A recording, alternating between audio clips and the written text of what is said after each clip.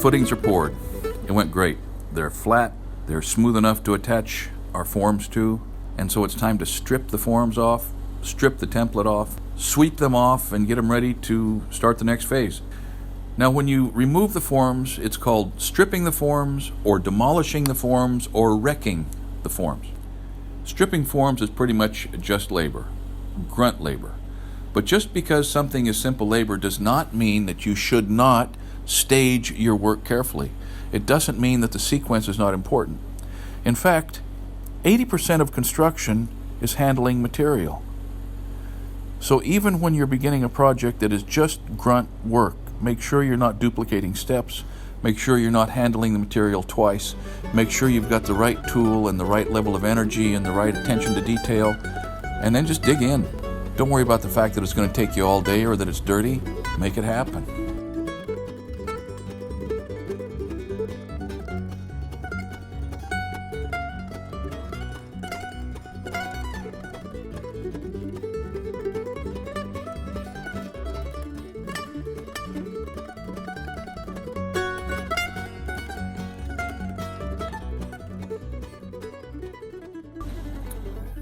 The point on top of these footings, where the retaining walls sit, is a cold joint. A cold joint is a joint between two separate concrete pours that happen far enough apart that there is no concrete bonding between the two pours. That is, the second pour does not get a good purchase or any kind of a tight cementitious bond to the first pour. So it is a cold joint. Cold joints are weak, no strength at all. If this footing and this wall could have been poured monolithic, that is, all at one time, it would have been much stronger at the juncture between the wall and the footing, sort of. But it would never be any stronger than the rebar makes it. Remember, concrete does not have tensile strength, it only has compressive strength. So even had we poured this all at one time, it would still need to have essentially exactly this much rebar to keep the wall from breaking off. The concrete is, of course, resisting a big load on the uphill side that doesn't only want to turn the wall over, but it wants to push the bottom of the wall sideways, or slide it, or shear it. The rebar inside this wall is calculated to be adequate to resist that also. So whether or not the cold joint is strong makes absolutely no difference to the integrity of the structure. This wall is going to be 8 feet tall and 10 inches thick, and there are several forming systems that I could use. You can always, and most often, I think wood has been the forming material. Now, these Simon's forms are a hybrid of steel and wood, but you can use plywood, you can use planks, you can use 1 1/8 or 3/4 inch plywood, you can use different bracing and tying systems, there's different hardware that you can buy or rent, and they all work. I have spent most of my time in Oregon as a general contractor using 3/4 inch plywood with snap ties and whalers. Single whaler brackets, or John A brackets as they're called. And it works great. I could have used it here, but it's more labor intense than a Simon's forming system. Brian Reynolds, my excavating friend, you've seen him in a couple of my videos, is here helping me get started. Brian really knows his way around concrete, and as it turns out, he loves Simon's forms, and he's an expert with them. So he's helping me get started. And it's a good thing because these panels each weigh, I think, 82 pounds. They're 8 feet tall. And the beginning of any wall forming system has to be established perfectly if you don't want to have a whole bunch of trouble as your walls and your forms move forward. So get the corners right. Get them plumb in both directions. Get them fastened and braced so you don't have to look back over your shoulder to make sure your starting point is remaining consistent. We nail them to the plate that we've already attached to the concrete. We fasten them together just enough to hold them in place until the whole unit is up, and then we'll go back and verify each connection. So Bruce Caldwell, who owns Caldwell Construction Company here, is renting me these forms. Now, Bruce doesn't do that usually, and I really appreciate him trusting me to take care of his forms, because Simon's forms are fast. You can form virtually any configuration. You can go up as high as you want, and you can buy a range of brackets and braces and fillers and corners, and it's just unbelievable how many accessories are available, and Bruce has just a really good assortment of those things, and I'm going to need quite a few of them on this job.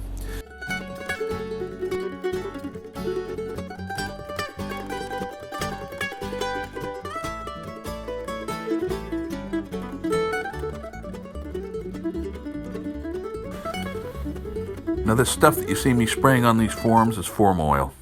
This particular form oil is made by L&M or Latacrete, same outfit, and it's called Easy Strip, and it works great. It's not stinky, it adheres to the wood, and it keeps the concrete from sticking. That's what you've got to do on expensive forms, and all forms are pretty much expensive these days, is put a bond breaker on there so your concrete does not shorten the life of your forms by sticking and accumulating and tearing off splinters when you scrape it clean. Oil your forms or you're going to be sorry. But when you're oiling your forms, pay attention and do not oil your rebar, because in exactly the same way that form oil keeps concrete from sticking to forms, it will keep concrete from sticking to rebar. And if the concrete doesn't stick to your rebar, you do not get the full value of the tensile strength in that piece of steel, contributing to your concrete structure, and don't be surprised if it fails. So pay scrupulous attention to not getting oil on your rebar. Now, if it's pour time and the mud's on the way and you're getting ready to, make this thing happen and you realize, man, I didn't oil these forms, do not just stick the wand of your spray can down in there and oil your forms and hope nobody sees you. Rather, take a garden hose and wet those forms really well just before the concrete gets there. And it doesn't work as well, but it's way better than nothing. Do what you've got to do, but extend the life of your forms and don't oil your rebar. I'm tying rebar in this wall in a very similar way to the way that I tied the rebar in the footing, with a couple of exceptions. I'm paying the same attention to detail in the placement of the rebar, exactly as specified, but I'm paying way more attention to tying it very securely. I'm using saddle ties rather than single ties. I'm tying every single intersection because the last thing that I want to have happen when I'm pouring the concrete in here next week is to have the weight and the vibration of the falling concrete and the vibrator that I'm using to consolidate this mix somehow dislodge a piece of rebar that I didn't tie well, and then have it sort of float or get pushed over or pressed over against the face of the form, and when I strip the forms, there's a piece of rebar up against the face of my wall, instead of on the inside of the wall, 2 inches from the tension face, providing the strength it's supposed to provide. So this is not a time to cut corners. This is a time to pay really close attention and make a rebar curtain that's strong enough you can climb up and down like a kid on a set of monkey bars, and nothing ever wiggles, nothing ever slips. That's one less thing to worry about when the mud shows up. There are only 2 kinds of concrete in this world. Concrete that is cracked and concrete that has not cracked yet. So when you're pouring walls, you need to put in provisions to control the cracking in exactly the same way, or at least for exactly the same reasons that you would control the cracking in a slab or a patio or a sidewalk with either tooled joints or saw-cut joints. When you cut a joint in a slab, you're creating a weakened plane joint, which is a specific location where it will pull apart or crack easier than anywhere else, and so you're hoping that is in fact where the concrete separates as it shrinks. Concrete shrinks as it hydrates, and so it's just got to give someplace. So what you're looking at here is a reveal strip that we put in. The horizontal one is for appearance. The vertical one is to control cracking, sort of a deep V. Now on the other side of the wall form system has a piece of drip edge flashing attached to it, which will be immediately directly across from that reveal strip with the chamfer. It's going to create a weakened plane joint, which will force the wall to crack where we want it to crack instead of where it wants to crack. That will be happening right here where the reinforcing bar has been cut and a piece of 1/2 inch diameter smooth bar has been put in spanning the break, with one side of it greased so the wall can shrink and break across the weakened plane joint. Nice straight line, look good, be good. What you're looking at now is the upper retaining wall. You've been looking at the lower one, the bigger one, but this upper one will work in exactly the same way. It's just shorter and a little narrower. The 8-foot wall that you've been watching is assembled on the downhill side of our future house. Think of it as holding the house pad up. This smaller wall will be behind the house. Think of it as holding the hillside back, and it will in fact outline the backyard. The processes are the same, but on this smaller wall using 5-foot panels, I can handle these by myself. And sometimes it's refreshing to work by yourself, isn't it? The engineer has specified virtually every characteristic of this concrete wall. He has to be able to guarantee, and he is guaranteeing that if it's done as he specified, it's going to do the work that you told him it needed to do. What he didn't specify or talk about or even think of is how is this wall going to look? There's a lot of things you can do to a concrete wall to change the appearance. You can color it, you can sandblast it, you can expose the aggregate, you can put different reveal strips and embed items, and you can cast letters into the wall, you can put form liners to change the textures and make it look like rock or brick. But what I decided to do is use a reveal strip just about 12 inches down from the top to give the appearance of a cap, and then use a similar reveal strip to create the construction joints, the weakened plane joints that will control the cracking. So the visual effect is to divide this thing into panels. The decorative options on walls like this can kind of be divided into two general categories. The ones you have to do before you pour it, and the ones you can do after it's stripped and in place. Everything that I just mentioned to you has to be done before you pour it, with the exception of the sandblasting. And you got to get it right, because there's no backing up. But there are other options that can be done afterwards, and I've been thinking about some of those. Walls can be sacked and patched, that is, made to look perfectly uniform in texture. They can be stained. An acid stain will kind of model the surface of the wall and make it look a little more organic. They can be plastered with a variety of plaster textures.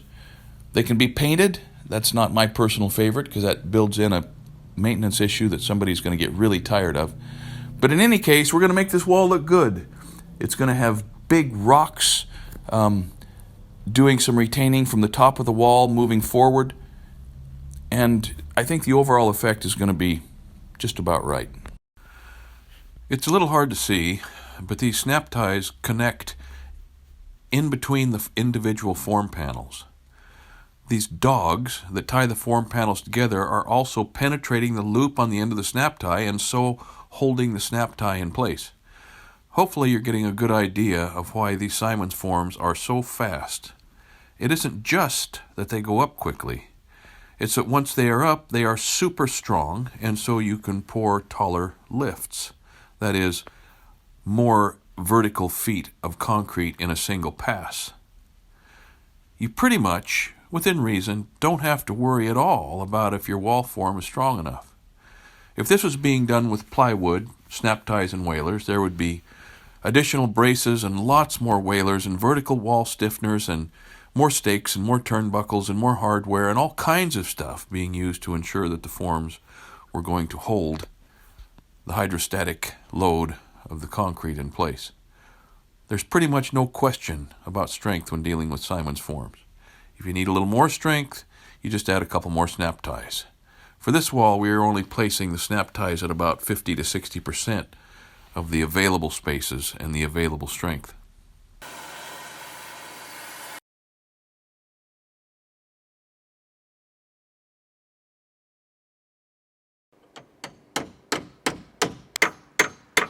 So laying out and snapping the lines on the footings to put the plates down to build on is where you establish square with your concrete wall. This whaler, which is clamped onto the edge of the forms, establishes straight or true. Can you see that tightening up those whalers squeezes these forms into line with that straight 2x4? So true is taken care of with the whaler and the whaler bracket. And plumb is held and insured by the braces and the turnbuckles, which allow you to adjust the wall to where it is exactly plumb.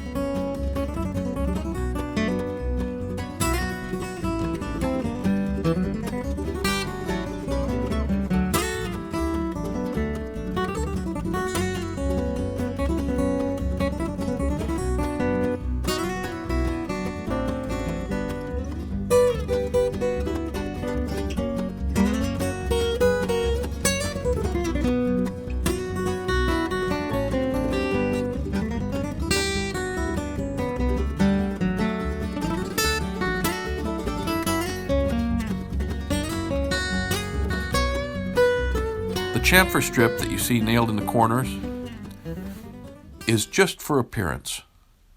When concrete comes to a hard 90-degree turn, it can kind of break and chip and ravel off the edges. Putting the chamfer in the corner ensures that this wall is going to look trim and nice with a 45-degree bevel at that outside edge in 50 years. At the top, you put chamfer on for the same reason, that is, you get the nice crisp bevel, but it also gives you a clean horizontal line to strike the concrete off at, and then to trowel to, so that the top of the wall is nice and flat and chamfered. So when we formed and poured the footings, it was single-side forming. This is two-sided forming, and this brace is doing nothing to withstand the pressure of the concrete. It's only holding the wall straight. It's the snap ties that are holding the pressure of the concrete.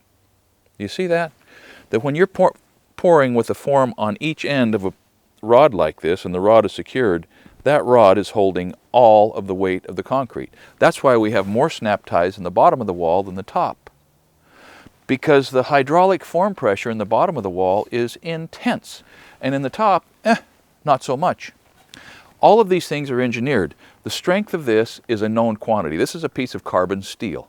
It's hard.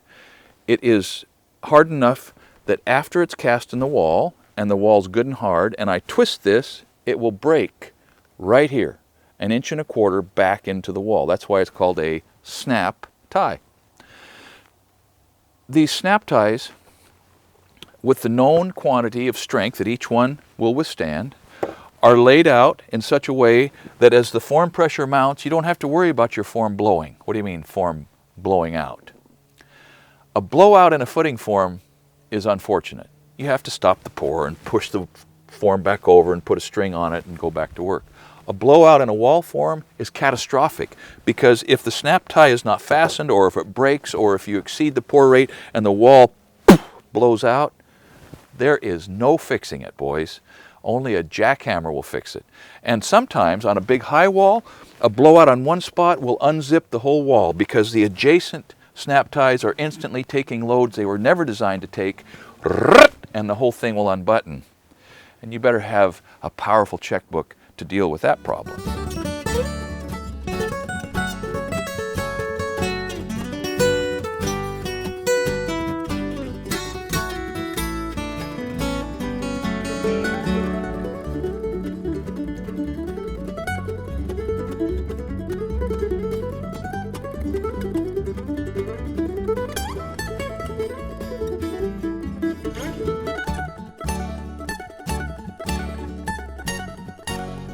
The amount of money I paid to rent these forms from Bruce, and a close guess on the number of man-hours spent assembling them and then stripping them and cleaning them and returning them, will be posted on my Patreon page. One of the accessories that Simons has in their wisdom produced to use along with their form system is scaffold brackets. That's brilliant if you ask me.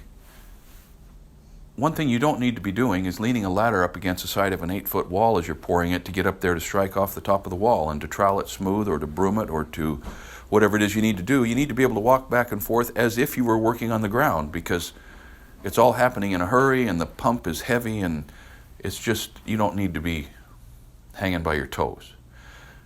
So you can put the scaffold brackets on these forms and make sure they're secure. Nail it like your life depends on it, because in many times and in many ways it does. And then when the concrete shows up, the last thing you have to worry about is someone falling off a rickety scaffold or not being able to get up to do their work before that junk gets hard. The last thing you want to have to worry about when the mud shows up is whether or not you can get up there, do your work safely, or that the men that are working with you might be at risk because you were sloppy in your scaffolding.